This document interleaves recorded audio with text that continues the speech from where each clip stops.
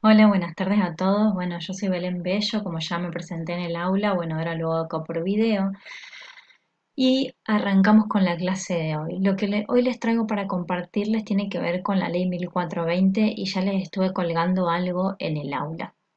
Esta ley 1420 eh, es una ley muy importante que viene a inaugurar nuestro sistema educativo nacional.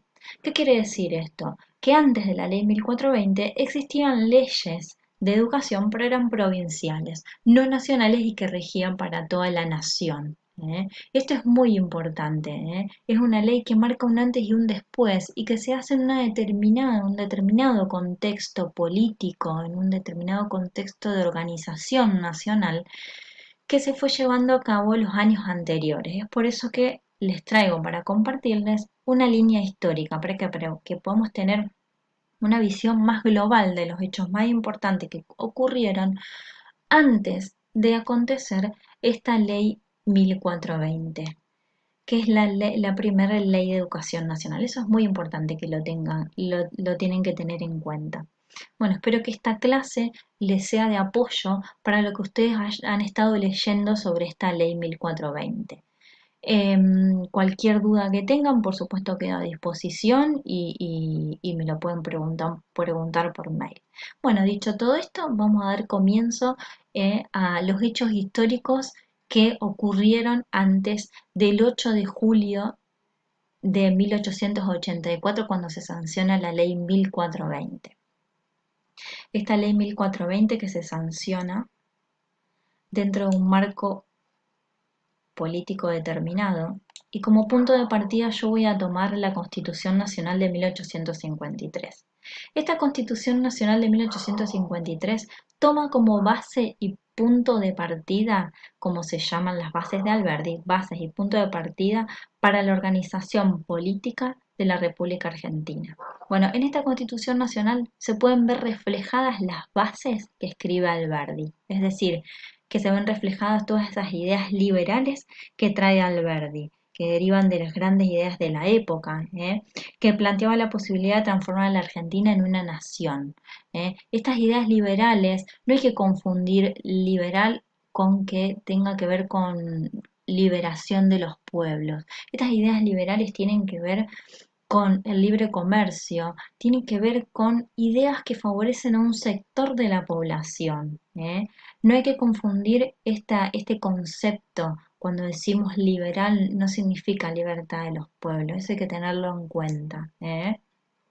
Bueno, siguiendo con la Constitución Nacional de 1853, me voy a quedar con el artículo número 5, que dice que las provincias deben asegurar la educación primaria. ¿Qué provincias? No son las 23 provincias que tenemos ahora, son solo 13 que firmaron esta primera Constitución Nacional. Bueno, siguiendo con los hechos, esto es muy importante. ¿Por qué? Porque dentro de nuestra organización nacional ya tenemos una constitución. ¿Qué quiere decir? Que ya tenemos normas que nos rigen y que nos contextualizan de algún modo y ya sabemos qué hacer y qué no hacer. Pero todavía nuestro país no estaba del todo formado, porque en esta época de 1853 nuestro país está recibiendo inmigrantes, es decir, que es un país que se está formando, que se está armando, que todavía no tiene todas sus partes armadas. Pero bueno, un buen punto de partida es que hay una constitución nacional. Si seguimos acá la línea histórica, podemos ver que encontramos las tres presidencias históricas, así se llaman, las tres presidencias históricas. Acá lo encontramos a Mitre, a Sarmiento y a Avellaneda. Mitre, su presidencia fue de 1862 a 1868. Sarmiento, que Sarmiento tuvo mucho que ver en la ley 1420, que fue de 1868 a 1874, y Avellaneda, que fue de 1874 a 1880. Y ustedes se preguntarán, ¿y por qué vemos las tres presidencias si nuestra ley es de 1884, la que vamos a ver hoy? ¿Por qué? Porque es necesario entender que en este periodo en donde se da la ley 1420, años atrás, en donde estos tres presidentes que se llaman presidencias históricas, eso lo tienen que recordar porque es algo muy importante dentro de nuestro país, se dedicaron a organizar la nación, es decir, organizar el país, por así llamarlo. ¿Y qué hacían? ¿Qué organizaron? Organizaron la nación, delimitaron los puntos de las jurisdicciones, las jurisdicciones nacionales y provinciales, las comunas, las transformaciones, el ejercicio de la salud pública y el sistema educativo, por supuesto, que es esto lo que nos convoca. Bueno, siguiendo con nuestra línea histórica y no los dejamos de lado porque estos presidentes forman parte muy importante de lo que hoy venimos a hablar, que es de la ley 1420. ¿eh? No los vamos a dejar de lado porque tienen mucho que ver, sobre todo Sarmiento, como ya les dije hace un ratito. En 1800, siguiendo con la línea histórica, en 1880 se da la capitalización de Buenos Aires. ¿Qué quiere decir esto? Que en 1880 se convirtió en capital federal la ciudad de Buenos Aires. ¿Qué quiere decir? Que por ley de capitalización los establecimientos y edificios públicos situados en el municipio de Buenos Aires quedan bajo la jurisdicción nacional, ¿eh? Son parte de la nación. ¿Y qué pasó ahí en Buenos Aires? Se centraliza todo el poder ejecutivo, legislativo y judicial. Y todo lo que pasa en ese suelo es parte de la nación, ¿eh? Pasa a formar parte de la nación. Entonces, todo lo que rige va a regir para las provincias también, ¿eh? Otro hecho importante, esto también es importante, la capitalización de Buenos Aires es un hecho importante para la ley 1420. Otro hecho importante, y este hecho es crucial, es como la antesala a la ley 1420, tiene que ver con el Congreso Pedagógico. Este Congreso Pedagógico es organizado por Sarmiento y es donde se van a sentar las bases para la ley de educación 1420. ¿Y qué pasa acá? Se van a discutir hechos que van a dar lugar. Fue una convocatoria fue una convocatoria muy popular y muy significativa en América Latina. Muy popular porque tuvo una participación muy masiva. Vinieron representantes de varios países de Latinoamérica a discutir qué se hacía con la educación. Dentro de ese marco del primer Congreso Pedagógico Nacional, se da una discusión muy importante que tiene que ver con la educación religiosa dentro de las escuelas. Y se da un debate muy importante en donde los católicos querían que se enseñe educación religiosa dentro de las escuelas y los laicos no. Bueno, em, entre discusión va, discusión viene, se llega a un acuerdo un poco conciliador, por así llamarlo, en donde se le permite dentro de la ley, uno de los artículos de la ley dice que se puede enseñar religión, pero no dentro del horario de escolaridad. O sea, fuera del horario de escolaridad se puede enseñar religión a aquellos alumnos que querían aprender sobre religión. Es decir, se la incluye dentro de la ley a la enseñanza religiosa, pero afuera del horario de escuela, es decir, que se la incluye pero no se la incluye. Entonces, bueno, continuando con las características de esta ley de educación 1420, que ya dijimos que es gratuita, que es obligatoria, que es gradual y que es mixta.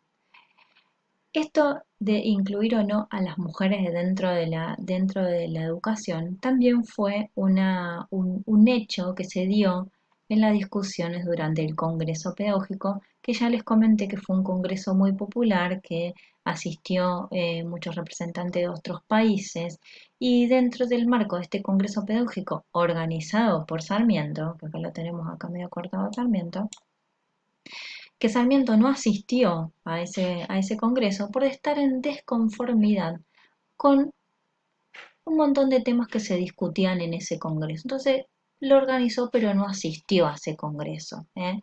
Bueno, en este congreso pedagógico también se discutió si iba a ser mixta o no esta educación, ¿eh?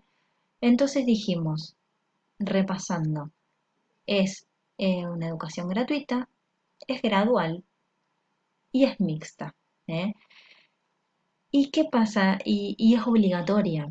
Eso es muy importante. Es obligatoria. ¿Y por qué obligatoria? ¿Por qué es importante que sea obligatoria? Porque le da la posibilidad de educarse a gran parte del territorio argentino, siendo que en nuestro territorio había grandes números de analfabetismo. Entonces, los presidentes estaban muy preocupados por el gran analfabetismo que había, sobre todo uno de los más comprometidos en ese tema de solucionar el tema de la analfabetización fue Sarmiento, ¿eh? Quien más adelante en otra clase vamos a ver que trajo de Estados Unidos lo que es el normalismo, que viene a ser lo que sigue a la ley 1420, se da la ley 1420 y después se da el normalismo, pero eso lo vamos a dejar para otra clase. Continuando con la ley 1420 y la obligatoriedad, ¿por qué es necesario la obligatoriedad y por qué es necesario una ley que homogeneice?